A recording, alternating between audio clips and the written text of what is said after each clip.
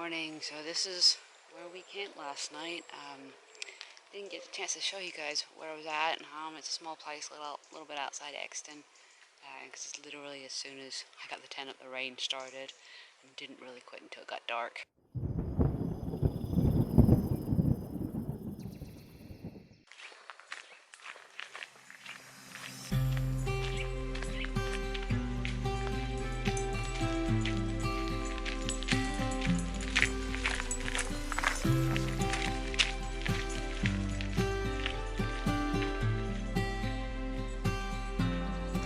So since I was here last year, October, they've definitely improved this trail. This was nothing but an overgrown, muddy, horrible mess, especially on the dips. But they've now put nothing, layered it all with gravel, made it wider. It is a bridle way, so it definitely was needed. But what a beautiful morning! Look at these views. Oh. So up behind me, right here, is Old Winchester Hill. This is the site of an old, ancient, prehistoric fort, and you can see why. You look at the land behind it; it's sloped, and if we look sort of out this direction, it's very flat. So that was, it was a great location to have a fort. It was a great lookout. You could see for miles and miles around. So these historical forts were put in places that would have good views, that were easy to defend. Easy to protect, and there would be all farming all around the sides of it, but if there was any threats, people could go to the fort and be protected and stay safe. So Old Winchester Hill is a National Nature Reserve, and it says to predate the Iron Age, which gives you spectacular views to the distant New Forest and Isle of Wight. Things that we might see here: a clustered bellflower and a chalk hill blue, which are these guys, I think, are only found in native chalkland. So here we are at the top of Old Winchester Hill, the fort. You can see the earth berms that would have protected, and they would have had fences on top of that. Just epic views though.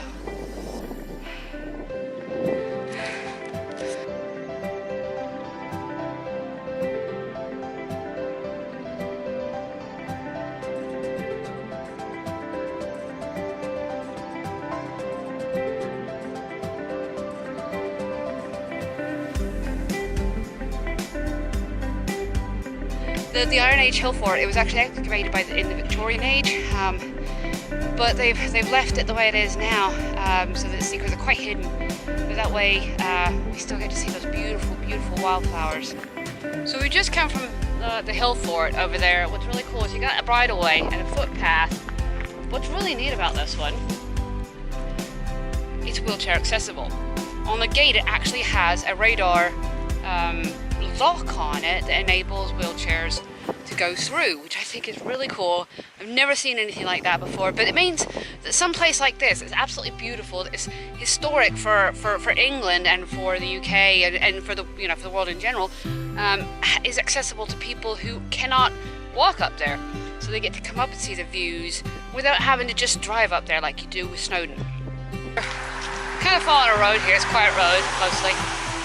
Looks like we're coming up on another sign here. I always like these things to tell us information about the area. So you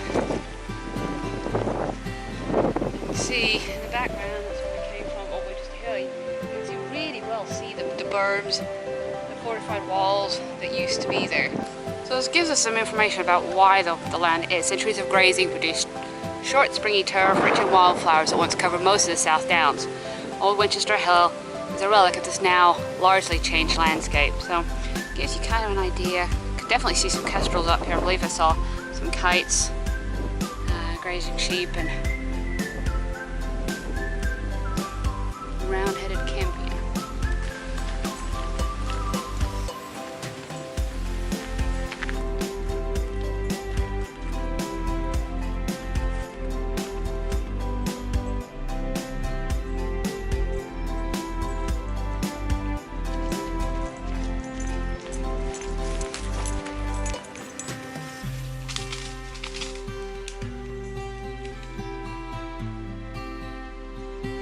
So we're just getting to the gate, Meon Springs. fly fishing, camping, so it's a good place to stay. Next town would be East Meon, but you have to veer off of the trail for that one. So we're dropping down to Meon Springs here. Funny thing is, we started up there, had to follow this all the way along and then come back down, which makes zero sense to me. Sign did say there's a bull in this field. It looks like there were cows in here fairly recently, but not seeing anything in here currently. So yeah, there definitely are cattle in the field, and they are all on the trail. There's no way to get by them. Probably wouldn't be an issue if we could go around, but the bull is right off the trail and he was already glaring at me. So I think when I gave him a berth, there's a slightly different route that I'm going to take. Well, all the cows got pushed through, so we decided to wade up the hill because the only way through is a tiny little gap right there. So we managed to find a gap in the cows, but there's still a lot down here. Yeah, we came down here and we are going that way. No more cows, thankfully. But an awful lot of mud down here. So just be aware if you're doing this, you know, right as you get to Meon Springs, how many cows there are if you don't like cows. And there is, like I said, there is another route around, just in case you want to avoid this field. But especially with a bull in it, can make some people nervous. Don't mind them, like I said, but personally, but with the dogs, it just puts the risk up a little too high for me.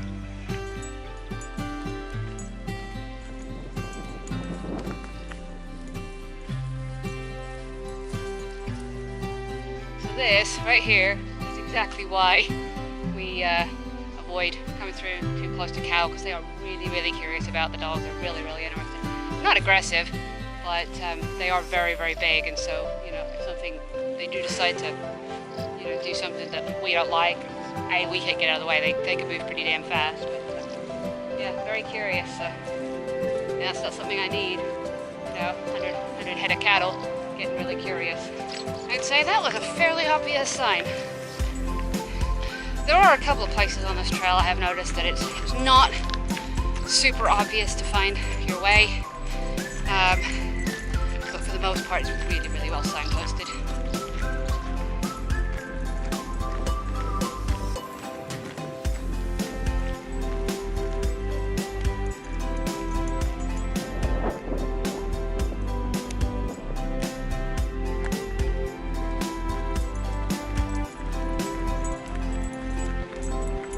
So as they say in the Downs, or they don't really, but I'm actually making it up, what goes down must go up again. So we came down from way up there. You can actually see the cows in the field that we were walking through. We had to wait on. They've scattered out a little bit now, but yeah, so we came down to Meon Springs. Some camping yurts over here, I've noticed. So it's quite a big area, working farm and camping, glamping.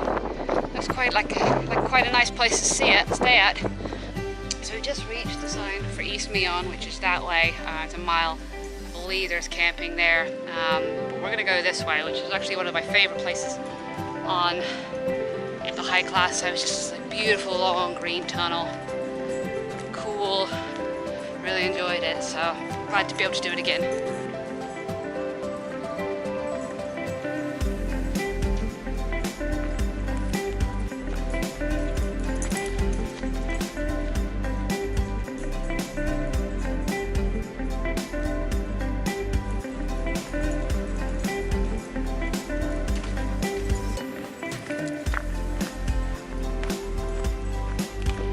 Climb was definitely worth it. This is all open access land through here, but look at the views we've got.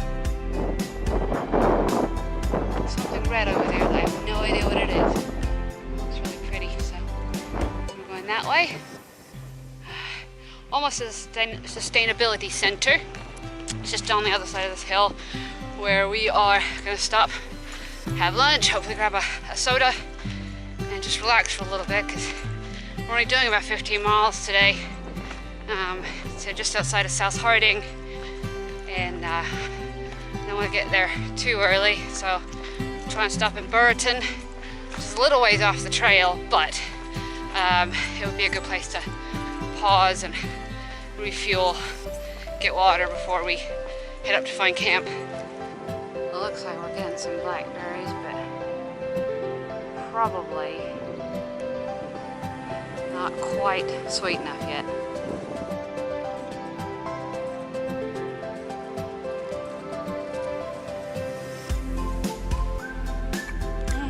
Slightly bitter. Much better. So nice to see these blackberries coming in. So one thing that always makes me smile is the amount of people who comment on the dog tags. We've obviously used them for hundreds of miles. They're definitely something you see more in the States. But they're always a talking point for people. People are always interested. People are always curious about what they're carrying and you know, what I'm using. They just seem so surprised, but it's a great talking point. It's been great to stop and talk to several people today on this trail about what the dogs are carrying, but it's a great talking point to get to know people and get to talking with people who are out enjoying the South Downs. So from the Sustainability Centre we did a little bit of road walking, not much. We're now climbing Hyden and Tegton Hills, both about the same elevation, but you gotta dip down to go up the second one, which will then drop us into some open access areas and then the Queen Elizabeth Country Park,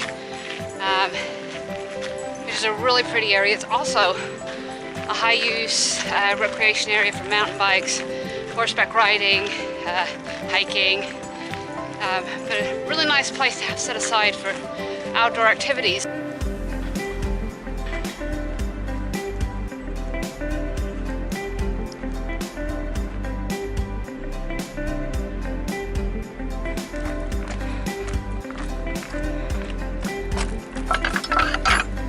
So just coming down up Butser Hill down towards the visitor center for Queen Elizabeth Country Park, but got to cross the main A road to get there, which is quite a ways down, and you can hear the sound from the cars all the way up here.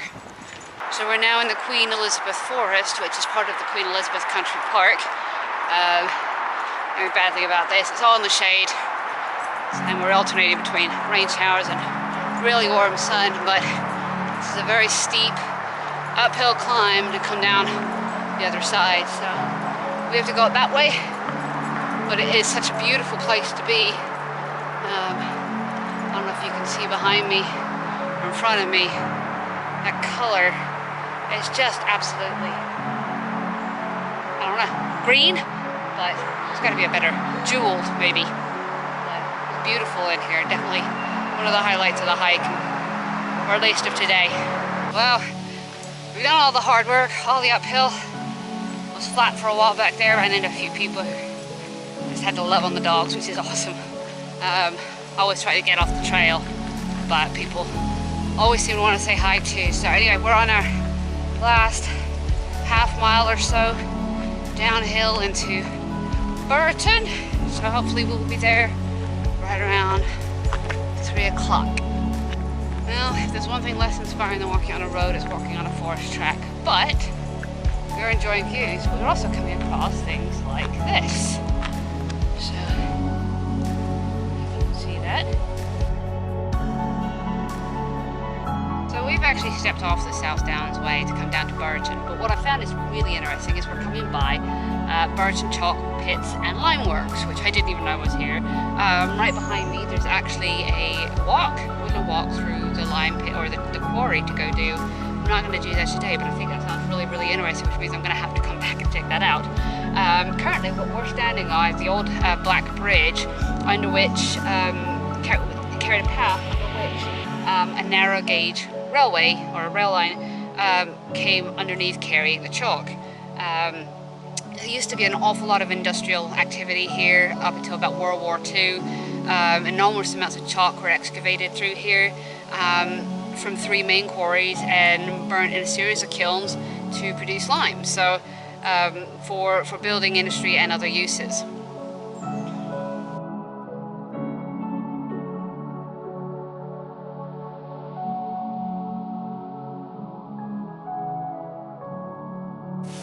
So I'm sitting here at the Three Bells in Buriton, and I just got the loveliest offer of trail magic. I was actually going to be staying just outside of South Harding tonight. I wasn't 100% sure exactly where, but I had a fairly good idea. This isn't Forestry Commission land out that way, a good place to set up for a stealthy wild camp. However, I happened to run into somebody here in Buriton that basically offered me to let me camp in their garden, which is right off the trail. It was such a lovely offer, and so I'm heading that way here shortly. But I cannot express how amazing that makes me feel, to just have the kindness of people. It really tells you how good humanity and people really are in so many ways. It's such a small thing to them. It's a big thing to me to have that kind of an offer, so thank you.